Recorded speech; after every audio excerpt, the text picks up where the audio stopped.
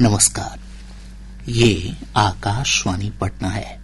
अब आप अभिषेक दास से प्रादेशिक समाचार सुनिए। पहले मुख्य समाचार। निर्वाचन आयोग ने कांग्रेस नेता राहुल गांधी की मतदाता अधिकार यात्रा के दौरान एसआईआर की प्रक्रिया में अनियमितता बरतने के आरोपों को सिरे से खारिज किया। मुख्यमंत्री नीतीश कुमार आज पटना से बाढ़ प्रभावित परिवारों के बीच अनुग्रह राशि का वितरण करेंगे। प्रत्येक परिवार के बैंक खाते में भेजी जाएगी 7-7 हजार रूपये की राशि। उपराष्ट्रपति के चुनाव के लिए एनडीए के प्रत्याशी सीपी राधाकृष्णन आज नामांकन दाखिल करेंगे। और प्रदेश के विभिन्न भागों में मानसून एक बार फिर सक्रिय। मौसम विभाग ने आज पूर्णिया, अररिया और किशनगंज जिले में 1-2 स्थानों पर भारी बारिश का अलर्ट जारी किया। अब समाचार विस्तार से। निर्वाचन आयोग ने कांग्रेस नेता राहुल गांधी द्वारा मतदाता अधिकार यात्रा के दौरान एसआईआर की प्रक्रिया में अनियमितता बरतने के आरोपों को सिरे से खारिज किया है।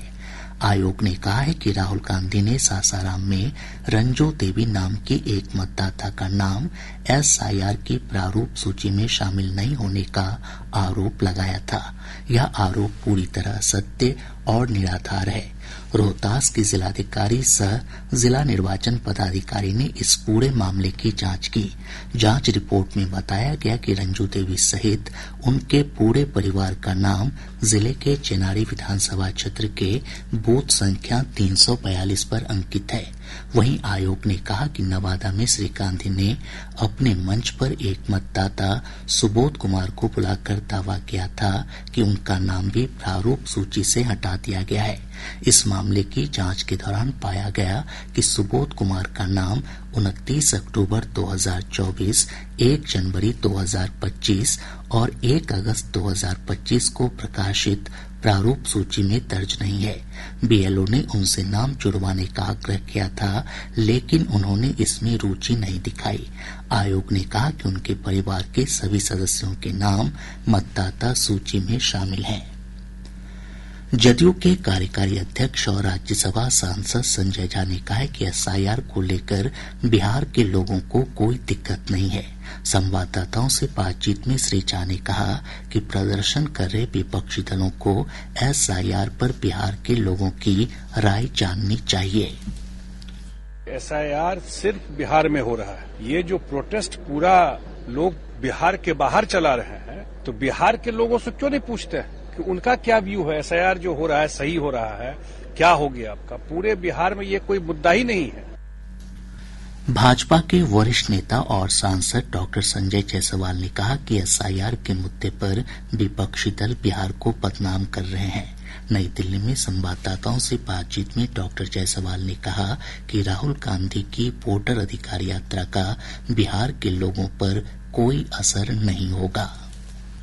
बिहार में किस व्यक्ति को तकलीफ है यह तो बताएं। 7.5 करोड़ में कुछ लोगों की फॉर्म में दिक्कत हो सकती है, पर उन 100, 200, 300 लोगों के कारण पूरे 7.5 करोड़ बिहार की जनता का अपमान करना कहीं से भी उचित नहीं है।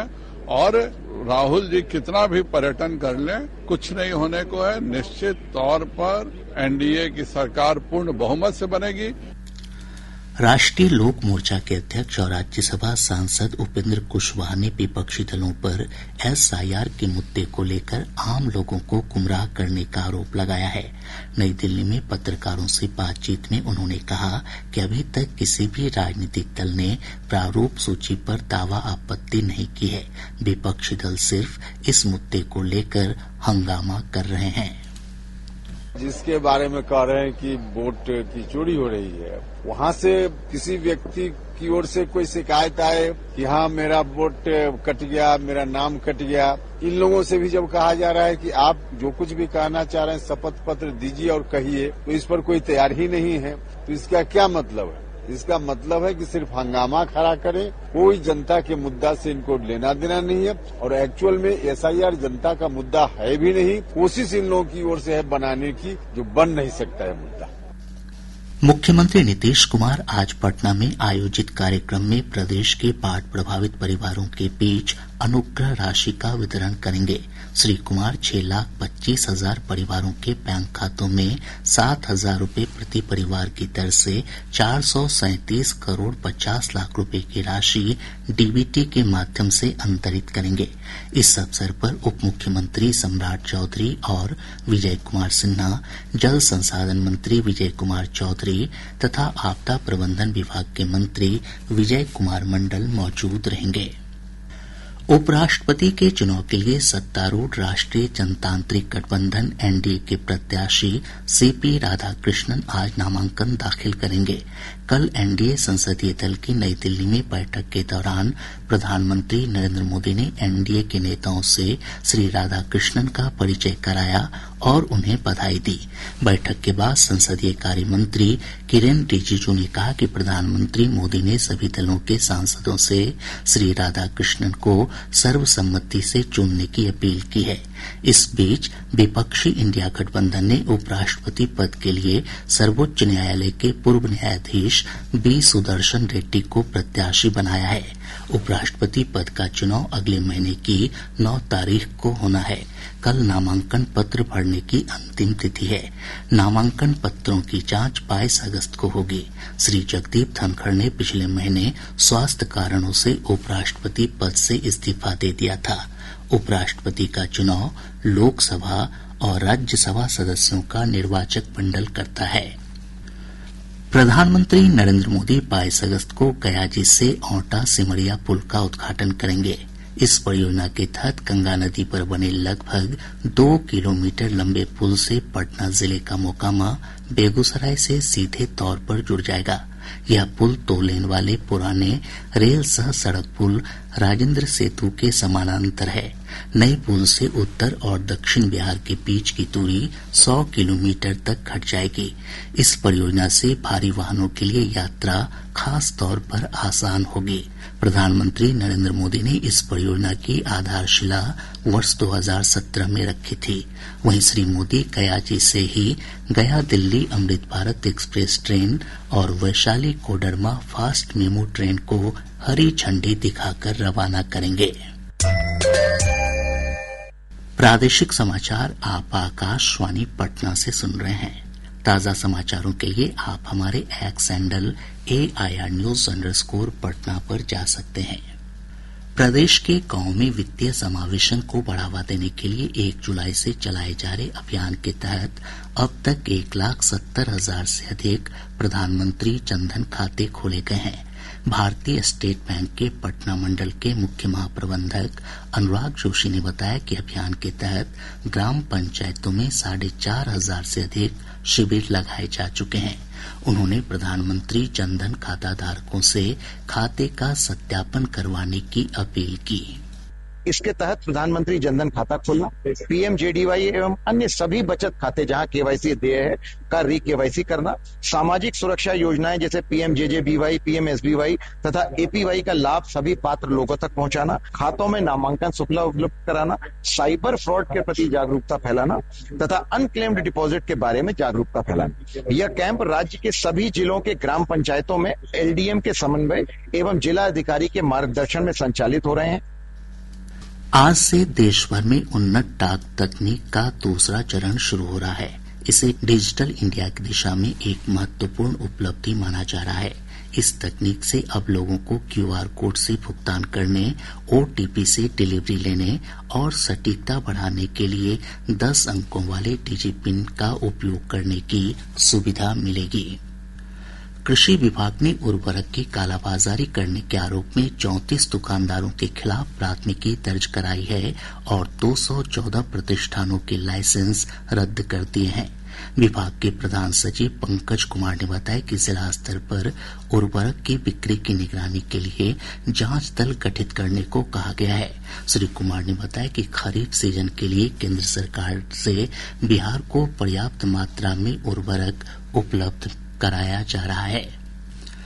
प्रदेश के विभिन्न भागों में मानसून एक बार फिर सक्रिय हो गया है। पटना समेत आसपास के इलाकों में कल देर रात अच्छी बारिश हुई है। इससे लोगों को उमस भरी गर्मी से राहत मिली है। मौसम विभाग के अनुसार अगले 4 दिनों तक बारिश की गतिविधियां बनी रहेंगी। इससे तापमान में 2 से 4 डिग्री सेल्सियस की गिरावट की संभावना है।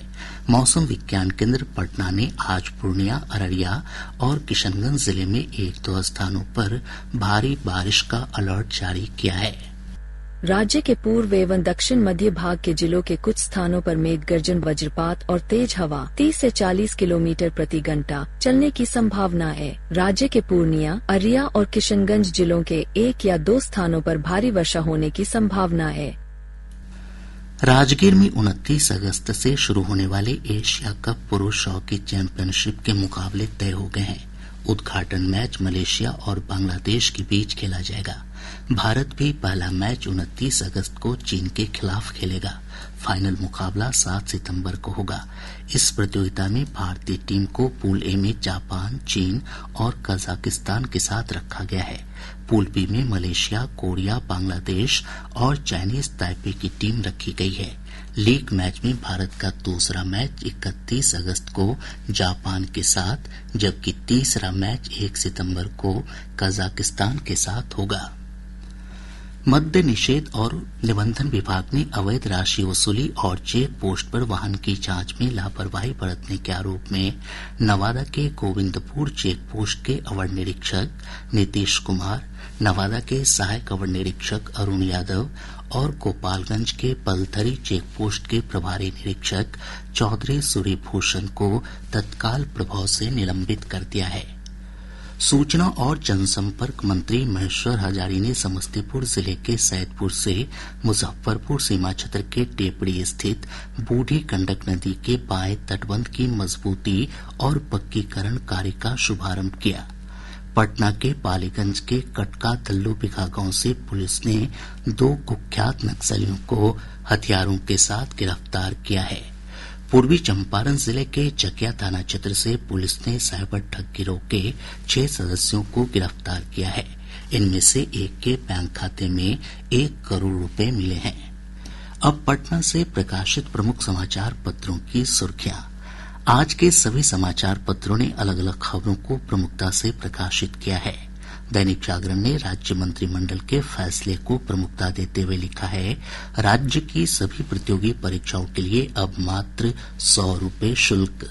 हिन्दुस्तान की सुर्खी है, अनुकंपा पर शिक्षा विभाग में 5353 को नियुक्ति पत्र। प्रभात खबर ने भारतीय उद्योग परिसंघ की रिपोर्ट के हवाले से लिखा है, 2046-47 तक 1100 अरब डॉलर की हो जाएगी बिहार की अर्थव्यवस्था। दैनिक भास्कर ने लिखा है, उपराष्ट्रपति चुनाव, विपक्ष ने जस्टिस रेड्डी को उतारा, मुकाबला तमिल बनाम तेलुगु। राष्ट्रीय सहारा के शब्द हैं, भारत चीन के कारोबारी रिश्तों में गर्माहट। आज अखबार ने राहुल गांधी के बयान को प्रमुखता देते हुए लिखा है, अगर वोट का अधिकार छीना तो चले जाएंगे सारे अधिकार। और अब अंत में मुख्य समाचार एक बार फिर। निर्वाचन आयोग ने कांग्रेस नेता राहुल गांधी की मतदाता अधिकार यात्रा के दौरान SIR की प्रक्रिया में अनियमितता बरतने के आरोपों को सिरे से खारिज किया। मुख्यमंत्री नीतीश कुमार आज पटना से बाढ़ प्रभावित परिवारों के बीच अनुग्रह राशि का वितरण करेंगे। प्रत्येक परिवार के बैंक खाते में भेजी जाएगी 7-7 हजार रुपए की राशि। उपराष्ट्रपति के चुनाव के लिए NDA के प्रत्याशी CP राधाकृष्णन आज नामांकन दाखिल करेंगे। और प्रदेश के विभिन्न भागों में मानसून एक बार फिर सक्रिय है। मौसम विभाग ने आज पूर्णिया, अररिया और किशनगंज जिले में 1-2 स्थानों पर भारी बारिश का अलर्ट जारी किया। इसके साथ ही आकाशवाणी पटना से प्रसारित प्रादेशिक समाचार का ये अंक समाप्त हुआ। आकाशवाणी पटना से अगला समाचार बुलेटिन दोपहर 2 बजे प्रसारित किया जाएगा। नमस्कार।